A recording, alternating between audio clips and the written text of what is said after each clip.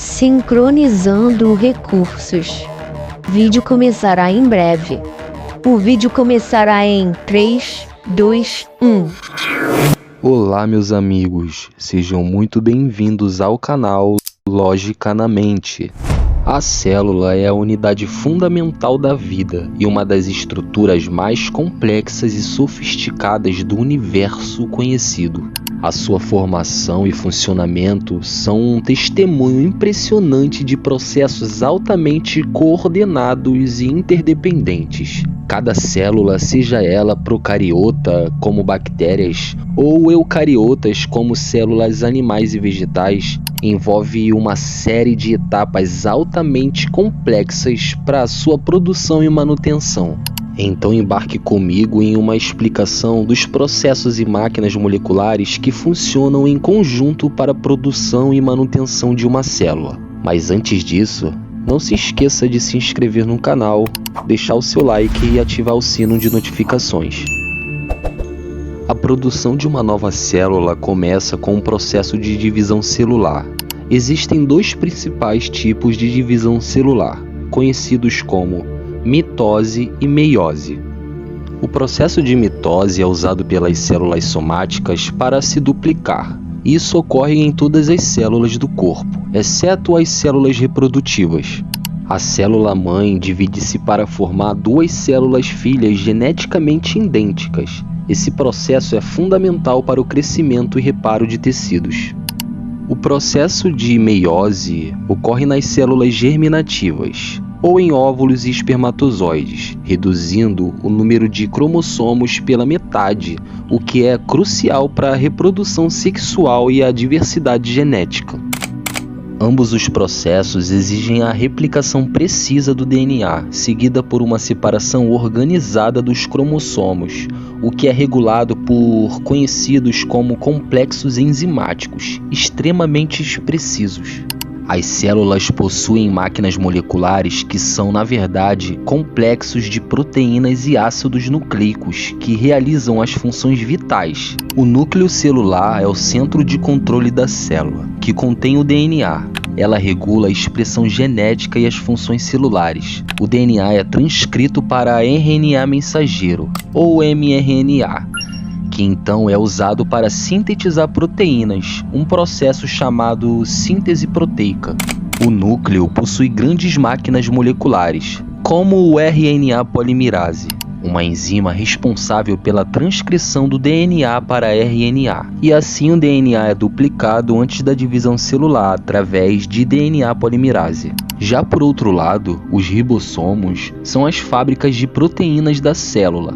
Eles podem estar livres no citoplasma ou presos no retículo endoplasmático rugoso. O processo de produção de proteínas acontece quando o mRNA produzido no núcleo transporta as instruções para os ribossomos. Ribossomos, eles leriam o mRNA e traduziriam essas instruções para formar proteínas ligando aminoácidos na sequência correta. E então o retículo endoplasmático transportaria e modificaria as proteínas. Para uma melhor explicação, o retículo endoplasmático é uma rede de membranas que atua como a rede de transporte e um local de modificação de proteínas.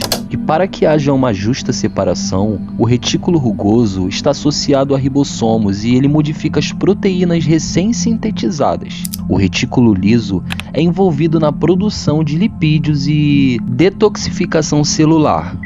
Após as sínteses de proteínas, estas são enviadas para o conhecido complexo de Golgi, onde são modificadas, armazenadas e distribuídas para as várias partes da célula, ou secretadas para o exterior da célula. Chega a ser espantoso imaginar tanta complexidade. Porém, nada disso funcionaria sem as verdadeiras usinas de energias moleculares.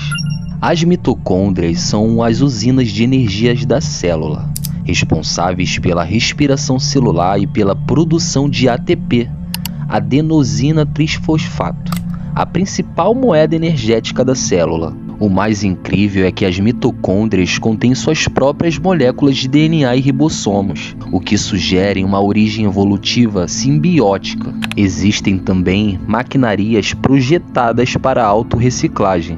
Os lisossomos contêm enzimas digestivas que quebram partículas estranhas, organelas desgastadas e materiais celulares, reciclando-os para o uso da célula. Já os peroxísomos ajudam na quebra de moléculas de lipídios e na neutralização de radicais livres. E para finalizar a sua estrutura, não podemos se esquecer do citoesqueleto, que é uma rede de fibras proteicas que mantém a fórmula da célula e organiza os componentes celulares. A complexidade das células sugere um design altamente elaborado. Os processos de replicação de DNA, síntese de proteínas e divisão celular exigem uma coordenação extremamente precisa entre enzimas, proteínas e estruturas celulares. O DNA contém uma quantidade impressionante de informações codificadas que determinam a função de cada célula e organismo. A quantidade e a precisão dessas informações revelam a presença de inteligência por trás da origem da vida, uma vez que informações complexas e bem organizadas não surgem facilmente de processos aleatórios. A célula não é apenas uma estrutura estática, mas uma entidade autossustentável que continuamente gera seus próprios componentes e realiza funções vitais para manter a sua existência. Esse fenômeno chamado de autopoese é um exemplo de como a célula mantém sua organização interna por meio de máquinas moleculares interligadas. Essa capacidade de autossustentação e autorregulação é característica de sistema extremamente complexo e coordenado. As células, com sua maquinaria biológica incrivelmente precisa e interdependente, representam um sistema altamente complexo e interconectado. Isso vai além do que poderíamos esperar de processos aleatórios ou eventos acidentais. A precisão das máquinas moleculares, a especificidade das informações codificadas no DNA, a coordenação das enzimas e os sistemas de feedbacks necessários para a manutenção da vida celular, todos apontam para um designer planejado. A interação de cada um desses componentes não poderia ter surgido sem um inteligente direcionamento. E se você acompanhou até aqui, siga o canal Lógica na Mente.